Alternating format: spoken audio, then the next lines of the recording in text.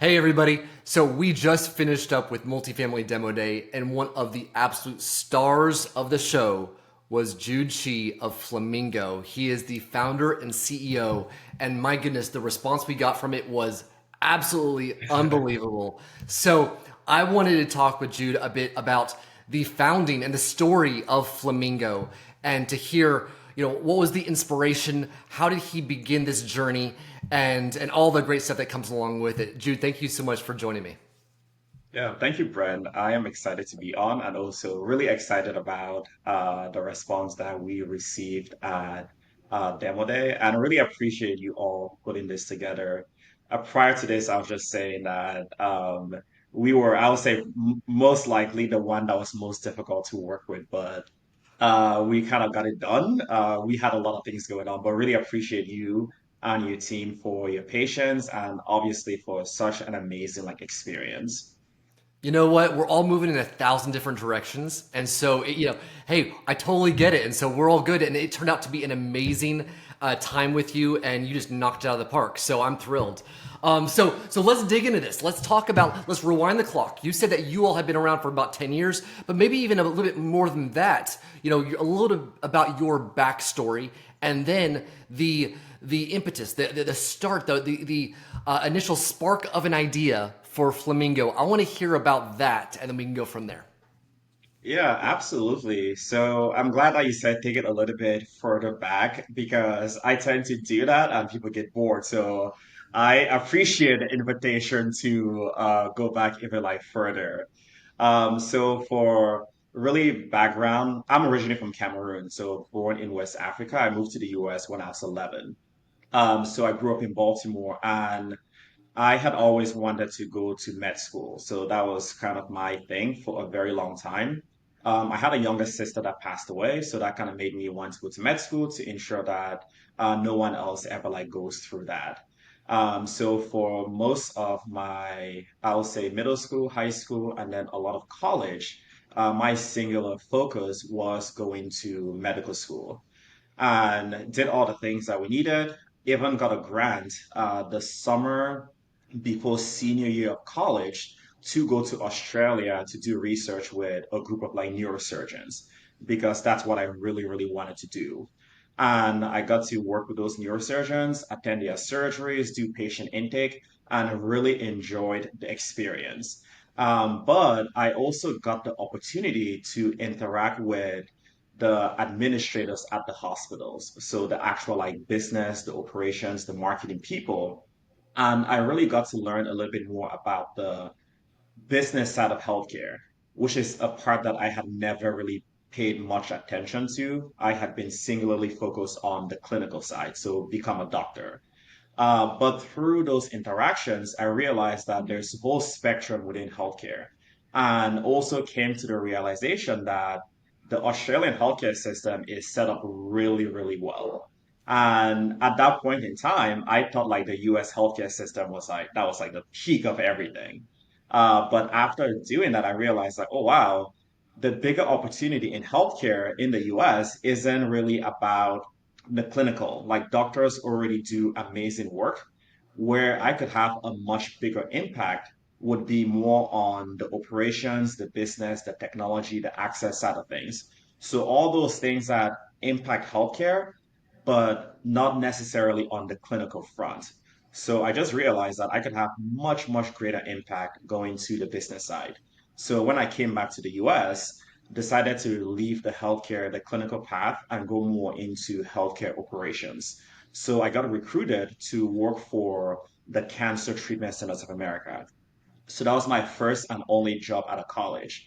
So got recruited as part of the company's leadership development program where you do rotations at the company's different hospitals all around the US. So every 3 or 4 months, you get to go work out of a different hospital, interact with a different team, do a different project. So for one hospital, you might work with the operations team. The next hospital, you might work with the marketing team. The next hospital, you might work with the IT team, the sales team. So I really got to know the entire sphere of healthcare governance and really enjoyed it.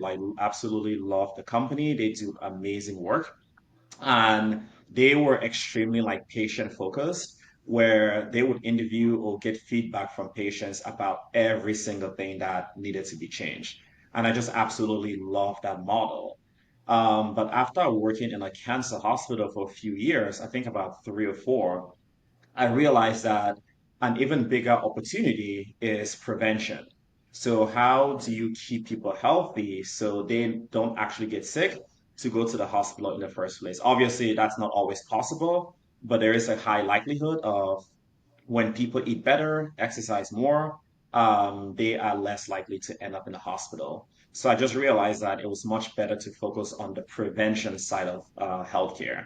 So that's where I decided to start my first company. And it was kind of the first iteration of Flamingo, where we would focus on bringing wellness to where people live, work, and play. So we work with offices, we work with apartments, we work with senior centers, we work with hotels to bring wellness services. So everything from fitness classes to resident events to ways to bring people together. And that was really my first iteration into multifamily. So we started working with different companies to help them really optimize their fitness centers, create like real fitness programs, bring real things and connections to residents, and really, really enjoy doing that. After doing that for a few years, we grew and we ran into some operational challenges. So we decided to build like a basic app to allow like residents to RSVP for fitness classes and to answer a few questions that residents would like get. And we had prior to that, we had reached out to the property managers to say, hey, you all are paying us like frankly a lot of money to offer these services to your residents. Is there a place where residents can sign up so that you all are able to track attendance? But none of them really had anything. So we're like, okay, let's just build like a really basic app so residents can sign up for events, sign up for fitness classes. And then we kept growing and we would get a lot of questions from residents like, what do I need to bring to class? When does class start? Just like a lot of different questions over and over. And for me, being like very operationally focused, I was like, this doesn't make sense for us to respond to the same questions over and over and over again. So within the app, we added a very basic like FAQ feature where it could answer the majority of questions that residents like had. When we did that, we had a few of our customers reach out to say, "Oh my God, we on in the leasing office, we also get a lot of questions from our residents. Can we also add our FAQs and resident guide and all that information into the app?" So that kind of strung the idea like, oh crap, there is a business here. There is something here. I'm a very, I'll say like analytical person. I like to go as deep as possible. So when that happened, I decided to go spend about 4 months where I went to every apartment building in Chicago that had more than like 200 units. So basically, picked out a map of Chicago, picked a street, and then every morning from like 9 to 5, I just walked down that street, stopped at every single apartment along the way, talked to the property managers, the assistant property managers, the leasing consultants, the residents, the front desk, really anyone that would like listen to kind of ask them like, hey, how do you do X process? What do you guys do for this? What are some of the challenges that you have? What do you do for this? And from those like 4 months, I really learned a lot about the industry. So really understood the big challenges that the on-site team face, the perception that residents have about their communities, everything that the front desk like does. And from there, came up with a really strong thesis for what we could provide the industry that would be helpful. You know, And Jude, some of the let me big let me things that jump came in up, there. Let me jump in yeah. there because I think this is really interesting. Because one of the pieces of feedback that we hear from this inflow of technology into multifamily is that it's not always coming from multifamily itself. It's coming from outside and people seeing opportunities, but they may not have a background in multifamily. So I love that you took that deep dive into what are the really the challenges, not just from an outsider's perspective, but from the people who are inside, and how they view those issues and what's really the driving needs there. And also, I think it's really interesting. I think a lot of people, they see a company is done amazing and they think that it was almost birthed in that way, like that's how it sprung up. And so it's so clear, it's so interesting that how it's a it's this meandering timeline of events that I mean, who would have thought that coming from the medical field would then lead from point A to point B, which is a little bit Yeah. different, to point C. It's like it's so fascinating to hear that how things you evolve as you went through to then build up this app into different features. So, okay, I'm sorry for interrupting. I just loved those pieces. So now you have some of the first building blocks of the app. Where does it go now? Yeah, absolutely. So, from those conversations, really learn some of the biggest challenges are on the resident side. Residents were always really surprised or shocked when they would go through the leasing process, have amazing experiences to figure out where they wanted to live, and they would sign a lease and then they would move into this like beautiful apartment building with amazing amenities. Everything's like super modern. And then when they would go to pay rent or reserve an amenity, they have to log into what for a lot of them, frankly, look like a platform from the 90s, like early internet. So a lot of them, it was just like a jarring experience, like, oh my God, this building, I'm the first person to live in this unit, but the technology that I have to interact with just seems like it was built like 20, 30 years ago. So that's one of the big things that residents like mentioned. The second thing that came up with for a lot of residents was that there were just so many things that they had to log into or create accounts in. Like they might have one to pay rent, another one to reserve amenities, another for rewards, another for you name it.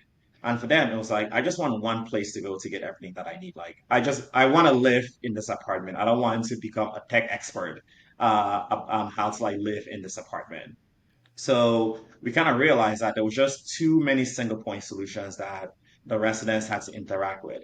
And it was the same thing too for the on-site teams who said at any one time, I have like 10 different browsers like open. And I also have to do this process, this one, this one, this one. So we just kind of realized that there were two really big issues in the industry. One was that there were just a lot of solutions that didn't really speak to each other. And then two, there were a lot of like manual processes that were being like done that other industries have automated. So whether it's the move-in process or something like verifying renters insurance, that's a process that every single company has to do. But most industries would automate a process like that because all the different like insurance companies, they have APIs. So part of what we looked at were what are all the processes that are done that we could simply like automate. But the big thing that we really learned from the on-site teams is that it's really, really difficult for them to differentiate. So the multifamily industry is very unique when it comes to like your competitors. In every industry, like every industry, you have competitors, but your competitors are kind of out there somewhere in the world. But in the multifamily industry, your competitors are across the street from you. Like Yeah. you see a resident coming for a tour, take that tour, then walk across the street to your competitor. And it's just like a weird thing. Like, oh my God. But the issue is that all the communities are kind of similar. You have a fitness center, they have a fitness center. You have a pool, they have a pool. You have nice amenities, they have nice amenities. You just have exactly the same things. So how do you like differentiate? So from all of that, we kind of realized that we needed to help the industry have a way to really differentiate, whether it's through building a brand, having an app that's fully branded to them, automating processes to really allow the teams to offer better customer service. Because at the end of the day, if your teams are spending hours on very manual processes, those are less hours that they have to really offer a differentiated experience to your residents. So from there, just kind of realize that what we were really focused on doing is to help our customers like stand out. And that's why the name is called like Flamingo, because our whole goal is to help them stand out like a flamingo amongst like a flock of like pigeons. So that I was like the love big like aha for them. I love that. I love that. Uh, And hopefully somebody in the comments can give the answer to this. There is a concept. It was really designed for like I think the working world as far as employee satisfaction. And the idea was that there are certain things that are expectations, and there are certain things that are going to actually create satisfaction. And so, if every single competitor has a gym, is mhm. no longer a unique Yeah, selling point, and I love that. And so at some point it becomes an expectation, or you have to ramp up the gym or ramp up the yeah, pool to offer services that are going to make it a unique compelling selling point. exactly. And I don't remember what the study is on that, but if somebody could throw it in the comments, that'd be great.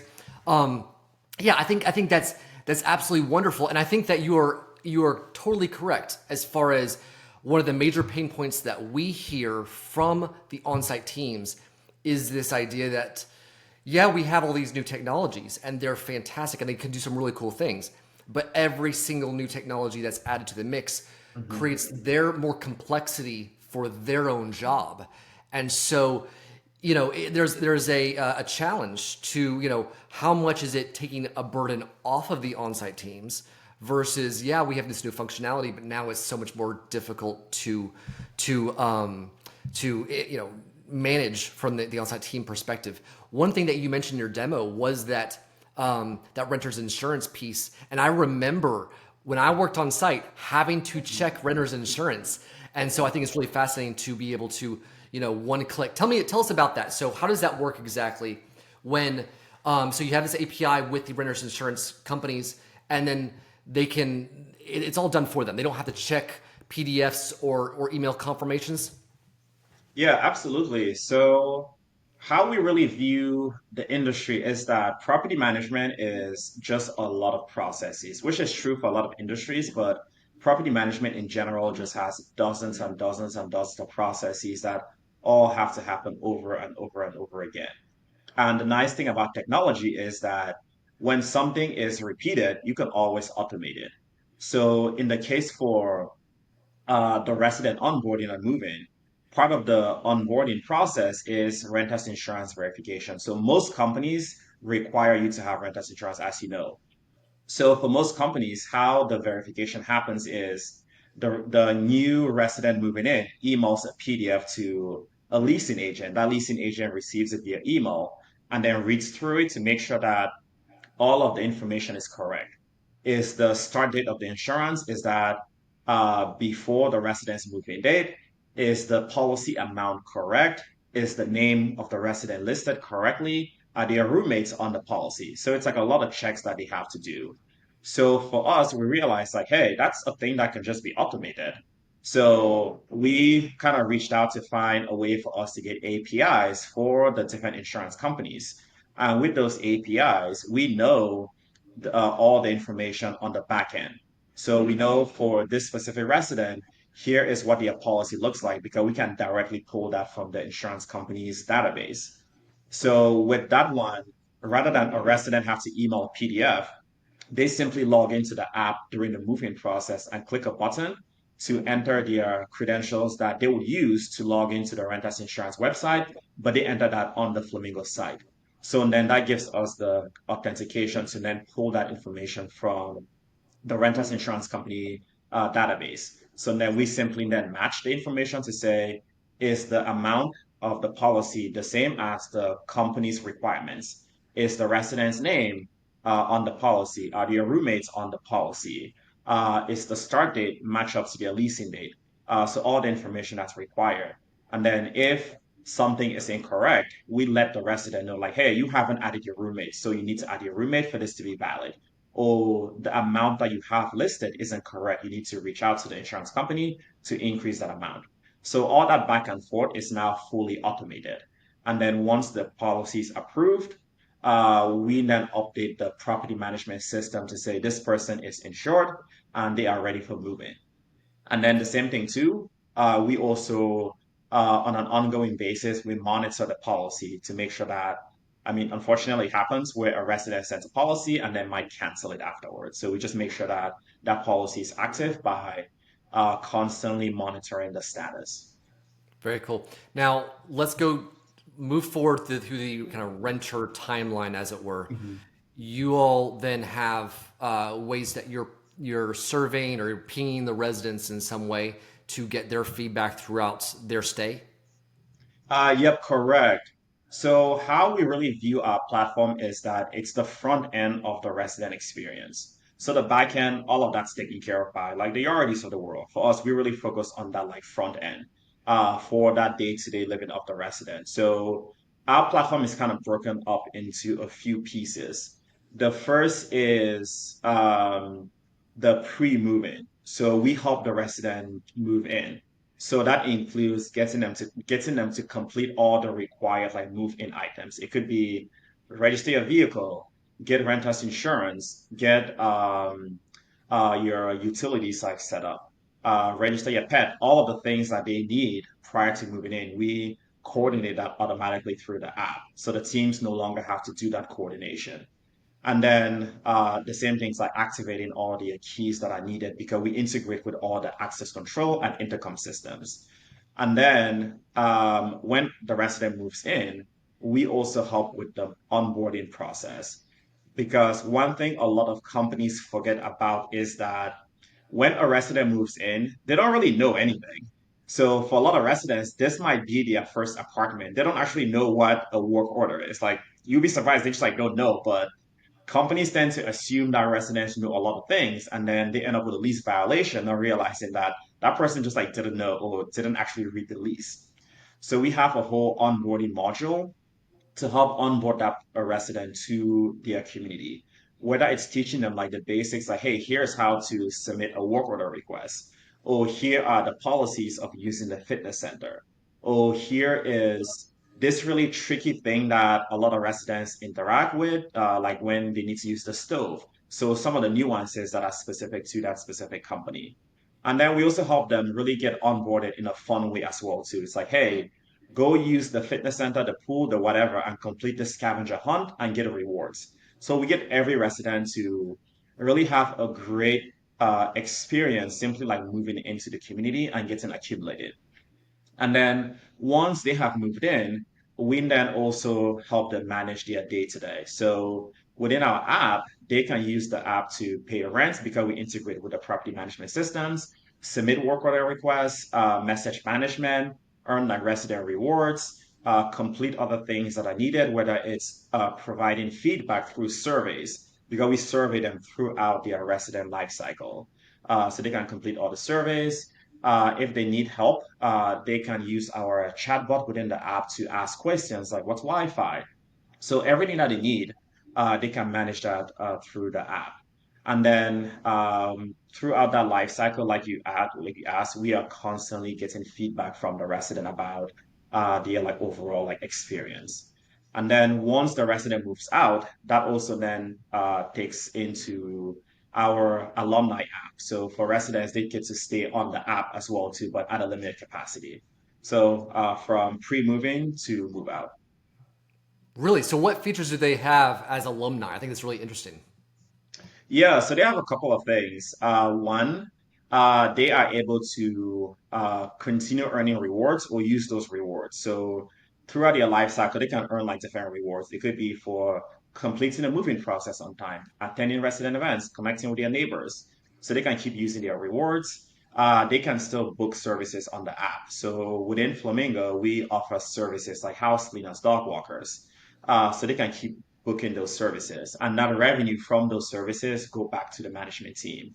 So even when a resident moves out, the management team can keep earning like revenue from that specific resident. The resident can also continue using the perks program within the app.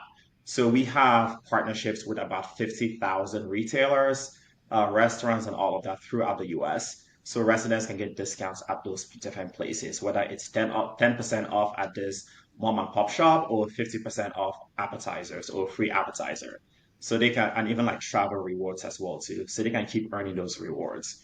And then they can also keep using the app to access amenities. For some of our customers, they allow residents to keep using amenities across their portfolio and they can pay for those. So if you are a national brand and you want to keep earning revenue, you can say, hey, book a guest suite at our community in Chicago, in New York, or whatever. So they can keep using those bookings if they want to keep using that.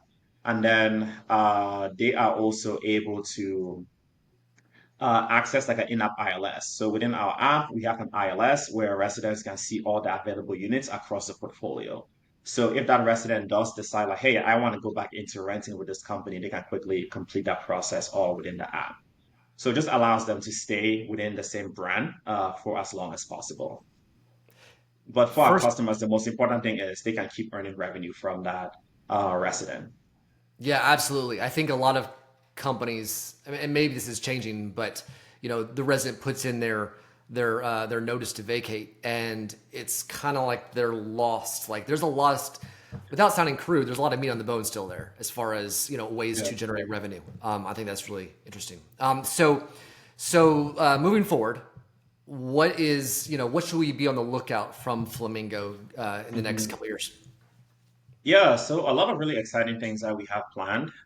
So like everyone else, we are really focused on how can we utilize AI to automate more processes, provide more insights to our customers, and provide more like predictions on what their residents might do or not do. So we have a huge focus on utilizing AI to really streamline what residents are doing. And what I like about our approach is that we are super practical. So it's not, hey, let's use AI to do this like crazy thing. It's like, hey, let's use AI in a very practical way. So one of the first things that we did, this was like 3 years ago, was our AI chatbot. So literally answer the basic questions that a residents like have. So by doing that, we take away about 75% of the questions that would have gone to the on-site team. So whether it's as simple as what's the Wi-Fi password or how do I renew my lease, our AI like fully takes over that completely. So we are really focused on those like very practical use cases for AI. One of the things we recently released is AI just to summarize resident sentiment. So, what are the top five drivers of high resident satisfaction this week? What are the top five drivers of low resident satisfaction this week? And just providing that to leadership so they can quickly see what's like needed. And then the same thing too, utilizing that information within the app to then allow a resident to know what options they have if they happen to not be renewing. So a pretty big like focus on AI. The second big focus for us is to continue our integration ecosystem. So right now we are already integrated with I think, over 50 access control systems, and that's across all of the different like logs. So we want to continue our integrations with those access control systems, intercom systems, and dozens of other tools that our customers are utilize, whether it's package lockers. So continuing to integrate because our goal for the app is that it's the single point touch point for the resident. So we want to continue with our integrations across the board. And then the third bit is we really love automations. So again, property management has a lot of manual processes. So we are continuing to automate those processes. So one of our upcoming updates in the next couple of months is we are automating the utilities verification. So when you move in, you have to sign up for utilities. So we are looking to integrate with different utilities companies to automate that process. So again, the team doesn't have to manually say, oh, you need to go in and sign up for utilities and prove that you have. So a lot of focus on those like types of automations. That's So we are amazing. very like practical with what we do. Yeah. Oh my gosh. The just the vast number of functions that you are tackling is just astounding. Honestly, it's very cool to hear. So, Jude, thank you so much for taking the time with me. I love your story. It is fantastic. I think it's really fascinating how you have started in one place and ended up in what seems to be a completely different place, but there's like a logical flow of how that worked. And so thank you so much for taking the time to share your story with me and with the multifamily insiders community. I can't wait to see how you all progress in the future. Thanks again. Yeah, thank you, Ryan. Thank you for the opportunity. Had an absolute blast both for Demo Day and for this conversation as well too. Fantastic. All right. Good to see you. Thanks again, everybody, for joining us, and we will see you soon.